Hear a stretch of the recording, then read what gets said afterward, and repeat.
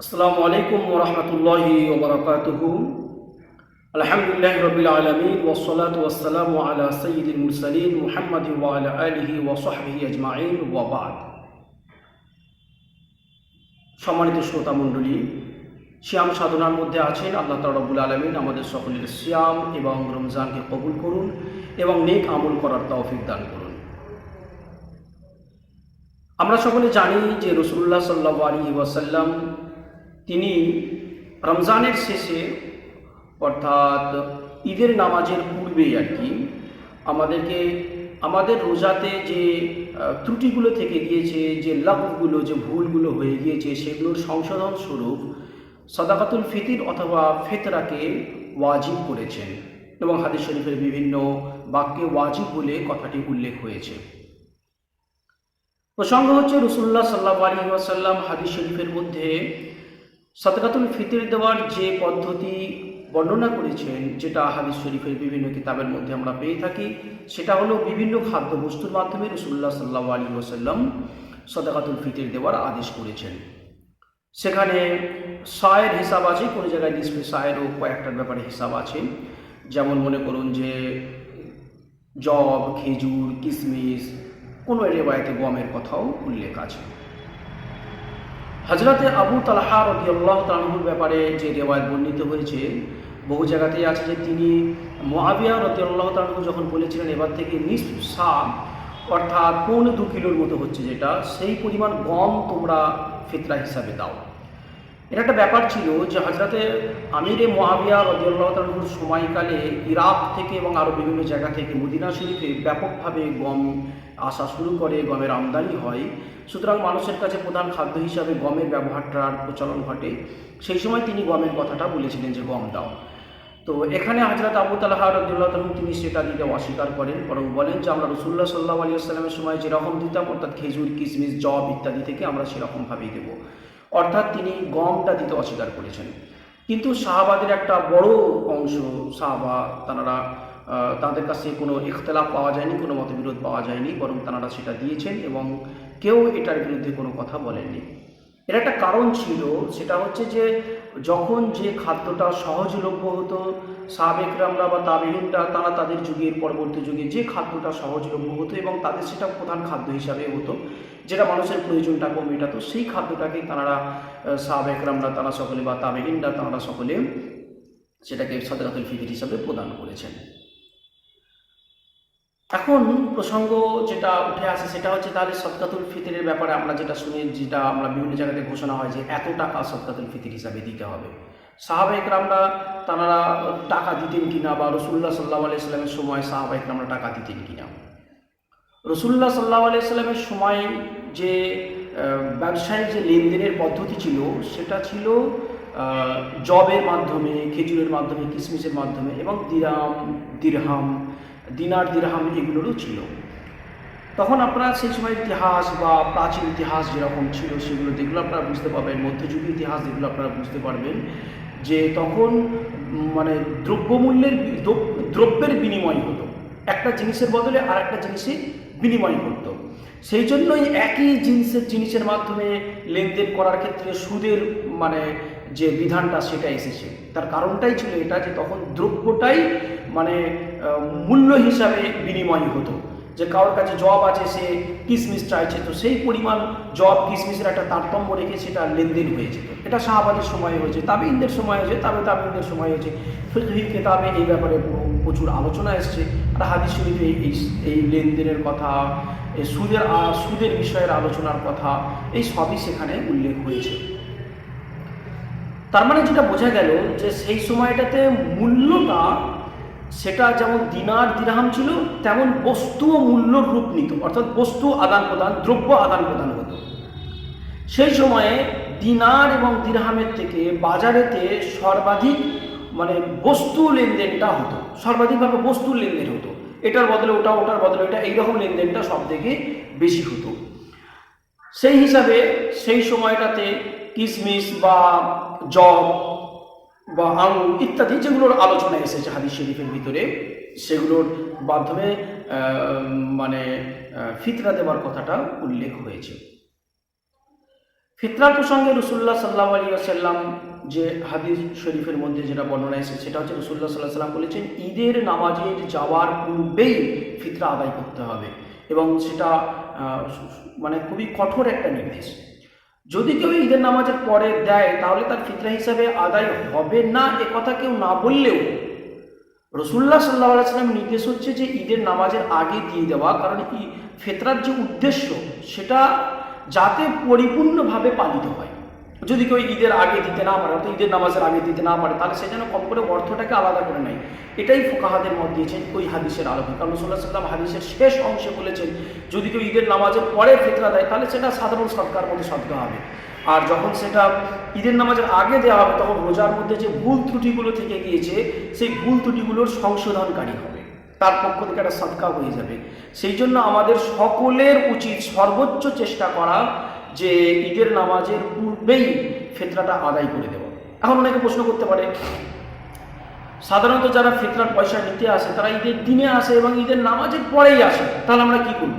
এটা তো আমাদের অভ্যাসের কারণে ঘটেছে যে আমরা ঈদের নামাজের পরে দেওয়া শুরু করেছি বলেই এটা ঘটেছে, এবং ঈদের দিনেই আমরা সেটা হিসাব করে এটা দিয়ে থাকি।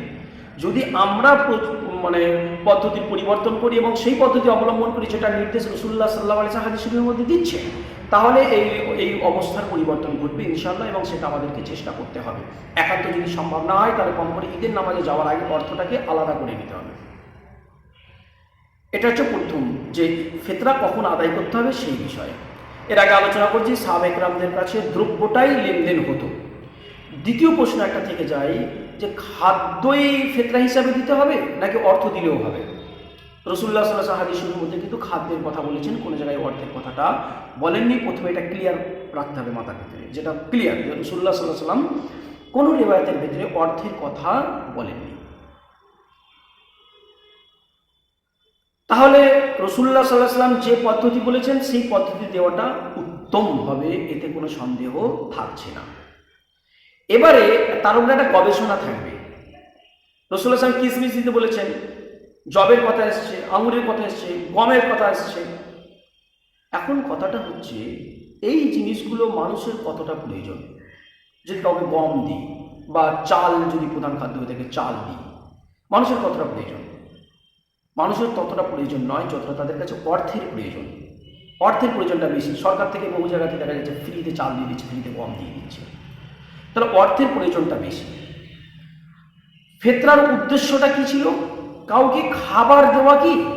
যদি খাবার দেওয়া হতো তাহলে রাসূলুল্লাহ সাল্লাল্লাহু আলাইহি ওয়াসাল্লাম বলতেন খাইয়ে দিতে, সে কথা তিনি বলেননি। যেমন বহু জায়গায় যেখানে বহু কাফারার বিষয় এসে সেখানে যদি খাওয়ানোটা প্রধান উদ্দেশ্য হয়ে থাকে তাহলে রাসূলুল্লাহ সাল্লাল্লাহু আলাইহি ওয়াসাল্লাম সেখানে প্রথমে বলেছেন যে খাওয়ানো, এটা বলেছেন। কিন্তু ফিতরার ক্ষেত্রে বলেছেন এই জিনিসটাকে প্রদান করা, তার মানে এটা দেওয়াটা প্রধান, খাওয়ানোটা, এখানে খাদ্য খাওয়ানোটা এটা প্রধান নয়। সেই জন্য সাহাবায়ে কেরাম বা তাবেঈনদের যুগে বড় অংশের একটা মত ছিল যে যে পরিমাণ ফিতরা মানুষের দেওয়ার দরকার সেই পরিমাণ ফিতরার মূল্য দিয়ে দিলে হয়ে যাবে, মুসান্নাফ ইবনে আবি শায়বার তৃতীয় খণ্ডতে এই বিষয়ে বিস্তারিত আলোচনা এসেছে, আপনারা সেগুলো দেখতে পারেন। আমি সেখানে কয়েকটা এখানে আমি আলোচনা করবো ইনশাআল্লাহ, এবং সেগুলো থেকে প্রমাণিত হবে যে ফিতরা মূল্য দিলেও ফিতরা আদায় হয়। তবে মূল্য দেওয়ার থেকে মূল যেটা রাসূলুল্লাহ সাল্লাল্লাহু আলাইহি ওয়াসাল্লাম বলছেন সেটা দেওয়াই উত্তম হবে, এতে কোনো সন্দেহ নেই। কারণ হাদিস শরীফে ওই শব্দগুলোই এসেছে যে একশা কিসমিস দেওয়া, একশা জব দেওয়া, একশা আঙুর দেওয়া ইত্যাদি। এখন যারা অর্থ দেওয়াটাকে জায়েজ বলছেন না তাদের কাছে আমার একটা প্রশ্ন থাকবে, তাহলে আপনারা এক সায়ের হিসাবে আপনারা ওই জিনিসগুলো দিন। কিসমিসের কথা আপনারা বলছেন না, আঙুরের কথা বলছেন না, শুধু গম বা চালের উপরে কেন পড়ে গেছে? চালের কথা তো আসছেই নি। তখন তারা বলছে না প্রধান খাদ্য দিতে হবে। প্রধান যে খাদ্য, এই যে কথাটা আপনারা বলছেন এটা তো হাদিসের মধ্যে আসেনি যে প্রধান খাদ্য থেকে একশা দিতে হবে, এই কথা হাদিসের মধ্যে কোথাও আসেনি।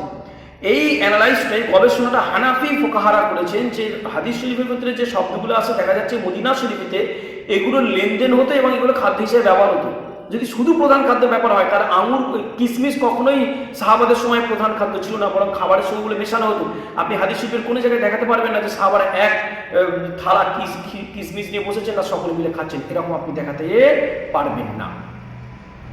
তো মুদ্রা কথা হচ্ছে যে প্রধান খাদ্যের যে গবেষণাটা, এটা হচ্ছে যে দেখা গিয়েছে ফোকাহারা যেটা গবেষণা করেছেন যে যেটা প্রধান খাদ্য সেটা, অথবা যেটা সহজলভ্য খাদ্য ছিল সেগুলো, এবং মানুষের কাছে যারা একটা মূল্য ছিল, চাহিদা ছিল, তাদের চাহাত ছিল, সেগুলোকে রাসূলুল্লাহ সাল্লাল্লাহু আলাইহি ওয়াসাল্লাম ফিতরা দেওয়ার বস্তু হিসাবে গণ্য করেছেন। সেগুলোর উপরে ভিত্তি করেই তারা একটা মূল্য নির্ধারণ করেছেন যে এটা এতটা পরিমাণ মূল্য হতে পারে। সেটা হযরত আমির মুআবিয়া রাদিয়াল্লাহু আনহুর সময়তে এবং সাহাবা কিরামদের সময়তে হয়েছে, এবং সেটা দেওয়া জায়েজ আছে। এতে আইম্মাদের কয়েকজন ইখতিলাফ থাকলেও বৃহৎ ওলামাদের এর ভিতরে কোনো ইখতিলাফ নেই। হযরত ইমাম আবু হানিফা রাহমাতুল্লাহ আলাইহি তিনি এটাকে জায়েজ বলেছেন, হযরত ইমাম হাসান বসরি রাহমাতুল্লাহ তিনি এটাকে জায়েজ বলেছেন, এবং সাহাবাদের একটা বড় অংশ এই কাজটা করতেন। তারা চাহিদা যার অর্থ ছিল তাকে অর্থ দিয়ে ফিতরাটা আদায় করতেন। এটা সাহাবাদের সময় থেকেই হয়ে আসছে। ইমাম আহমদ বিন হাম্বল রাহমাতুল্লাহ আলাইহি একটি রিওয়ায়াত এরকম আছে যে অর্থ দিলে চলবে, আর একটি রিওয়ায়াত আছে যে অর্থ দিলে চলবে না, বরং খাদ্যবস্তু দেওয়া। ইমাম শাফি রাহমাতুল্লাহ আলাইহি এখানে একটা সুন্দর ব্যালেন্স তৈরি করেছেন। তিনি বলেছেন যে প্রধান হচ্ছে খাদ্যবস্তুটা দেওয়া, তবে যদি মানে স্বাভাবিক সময় থেকে থাকে যেটা খাদ্যর চাহিদা মানুষের ভেতরে নেই, যে খাবারটা সে চাইছে যে খাবারটা তাকে দেওয়া হোক, তাহলে খাদ্যবস্তুটা আর কি, তাহলে সেখানে অর্থ দেওয়া যাবে। আর যদি দুর্ভিক্ষ হয়, খাবারের অভাব থাকে, তাহলে সেখানে খাবার দেওয়াটা উত্তম হবে। হযরতে ইবনে তাইমিয়া সাহেব তিনিও এই মতটা গ্রহণ করেছেন, এবং তার নামে প্রচলিত যে ফতোয়ার কিতাবটা আছে, যেটা তার লেখা ফতোয়ার কিতাব বলে কোনো প্রমাণ যদিও পাওয়া যায় না, তার নামে যে ফতোয়ার কিতাবটা আছে সেখানে এই বিষয়টা তিনি যেরকমভাবে শাফি রহমাতুল্লাহ বলেছেন, ঠিক ওই রকমভাবে, একটু শব্দটা আলাদা, ওই রকমভাবে তিনি উল্লেখ করেছেন। এখানে কয়েকটা ছোট্ট দলিল দিই যেখান থেকে এটা প্রমাণিত হবে যে অর্থ দিলেও মানে ফিতরাটা আদায় হয়। এবার অর্থ কতটা হবে সেটা একটা আলাদা প্রসঙ্গ, সেটা নিয়ে আবার শেষের দিকে একটু আলোচনা করে নেব। এখানে মুসান্নাফ ইবনে আবি শাইবার তৃতীয় খণ্ডের 174 পৃষ্ঠাতেই কতগুলো কথা আছে, সেগুলো এখানে বলছি। অবি ক্বালা হাদাসনা আবু উসামা আন যুহাইর ক্বালা সামি'তু আবা ইসহাক ইয়াকুল আতরাকতুহুম ওয়া হুম ইউতুনা ফি সাদাকাতি রমাদান আদ-দারাহিমা বিকিমাতি তুআম। আবু ইসহাক রাহমাতুল্লাহ আলাইহি তিনি বলছেন, আমি সাহাবাদেরকে পেয়েছি এই অবস্থায় যে তারা রমজানের যে ফিতরার যে সাদকাতুল ফিতর সেটা প্রদান করতেন দিরহামের পরিবর্তে খাবারের মূল্য অনুযায়ী, খাবারের যে মূল্য, যে খাবারটা তার ফিতরা হিসেবে দেওয়া দরকার তার যে মূল্য হতো, সেই মূল্য পরিমাণ তারা দিরহাম তারা দিয়ে দিতেন। বহু জায়গাতেই এই রিওয়ায়াতটা আরও বর্ণিত হয়েছে। আবু ইসহাক সম্পর্কে অনেকে কথা বলেছেন যে উনি তাদলিস করতেন, তবে মনে রাখতে হবে ওনার তাদলিস যেটা ছিল না সেগুলো সেই রিওয়ায়াত। যাতে ইমাম মুসলিম রাহমাতুল্লাহ আলাইহি তিনি আবু ইসহাক থেকে অন্য রিওয়ায়াত বর্ণনা করেছেন, এর দ্বারা তিনি সিকা গ্রহণযোগ্য রাবী এটা প্রমাণিত হয়। তাবিঈনদের সময়ের একটা ঘটনা হচ্ছে, ওমর ইবনে আব্দুল আজিজ রাহমাতুল্লাহ আলাইহি তিনি তার খেলাফতকালে একটা আদেশ দিয়েছিলেন যে ফিতরা হিসাবে মানুষের কাছে তার খাদ্যবস্তু অথবা সেই পরিমাণ মূল্য যেন দেওয়া হয়, তিনি একটা আদেশ দিয়েছিলেন। এবং সেটা যা উসুল করতে উনি আদেশ দিয়েছিলেন যে সেটা মানুষের কাছে ফিতরা নিচ্ছে বাইতুল মালে জমা করে, সেখান থেকে মুস্তাহিকিনদের কাছে জমা করা হবে। অর্থাৎ তিনি তার কর্মীদেরকে আদেশ দিয়েছিলেন হয় সরাসরি খাদ্যবস্তু নাও অথবা তার মূল্যটা। মুসান্নাফ ইবনে আবি শাইবাতে বেরুত থেকে ছাপানো, এটা 174 পৃষ্ঠার তৃতীয় খণ্ডের 174 পৃষ্ঠাতে উল্লেখ হয়েছে। ইবনে হাজম রাহমাতুল্লাহ আলাইহি রিওয়ায়াতটাকে সহিহ বলেছেন। এছাড়াও অন্য কয়েকটি রিওয়ায়াত আরও এখানে উল্লেখ হয়েছে, তো সেটা আপনাদেরকে এখানে আমি বললাম। ইবনে তাইমিয়া সাহেবের মজমাউল ফাতওয়াতে এটা উল্লেখ হয়েছে, আপনারা সেটা আগেও বলা হয়েছে, আপনারা সেগুলো বুঝতে পেরেছেন। ইবনে মুঈন রাহমাতুল্লাহ আলাইহি যিনি বিরাট বড় নাক্কাদ ছিলেন, বহু হাদিস বুখারী মুসলিম সব বহু হাদিসের কিতাবে তার রিওয়ায়াত এসেছে। তিনি তার কথা এসেছে তারিখ ইবনে মুঈনের দাউরি রিওয়ায়াতটা করেছেন, তিনি বলেছেন যে দুরি রিওয়ায়াতটা করেছেন, তিনি বলেছেন যে দিরহাম দেওয়াতে সাদকাতুল ফিতরে দিরহাম দেওয়াতে কোনো অসুবিধা কিছু নেই, লাবাস বলেছেন যে এতে কোনো অসুবিধা নেই। এবারে মূল্যটা কীভাবে নির্ধারণ হবে? মূল্যটা নির্ধারণ হবে এইরকমভাবে যে খাদ্যবস্তু যেটা আমার দেওয়া ফার্স্ট চয়েস ছিল সেটার মূল্য যদি আমি দিই, তাহলে সেখানে আমার খাদ্যবস্তুটা নির্ভর করবে।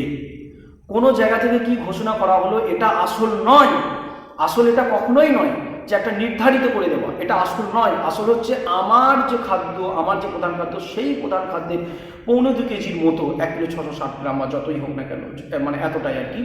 তো সেটার আমি যে খাদ্যটা গ্রহণ করে থাকি প্রধান খাদ্য হিসাবে, সেটার মূল্য নির্ধারণ এরকমভাবে করতে হবে। কোনো জায়গা থেকে নির্দিষ্ট যেটা ঘোষণা করেছে যেটা মুতলাক হয়ে যাচ্ছে, আম হয়ে যাচ্ছে সকলের জন্য, আসল বিষয়টা এরকম নয়। একজন ব্যক্তি যিনি 70-80 টাকা কিলো চাল খান, আর একজন যিনি 20 টাকা 25 টাকা বা 30 টাকা কিলো চাল খান, দুজনের ফিতরা কখনোই এক হতে পারে না। আল্লাহ তাআলা আমাদের সঠিক বোঝার দান করুন এবং সঠিকভাবে ফিতরা আদায়ের তৌফিক দান করুন। আমিন। এ বিষয়ে কোনো প্রশ্ন থাকলে আমাদের কমেন্ট বক্সে জানাবেন, ইনশাআল্লাহ আমরা উত্তর দেওয়ার চেষ্টা করব। ওয়া আখিরু দাওয়ানা আলহামদুলিল্লাহি রাব্বিল আলামিন।